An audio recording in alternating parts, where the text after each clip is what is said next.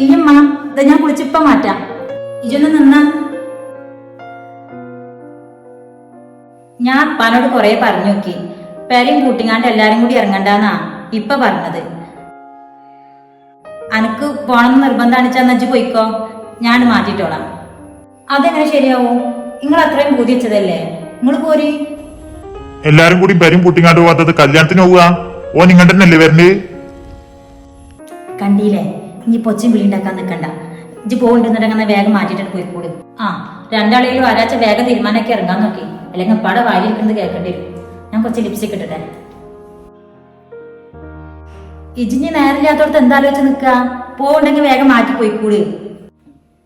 ഇമ്മ പോവാ റെഡി നിന്നതല്ലേ, നിങ്ങൾ പോയിക്കോളി, ഞാൻ വരണില്ല.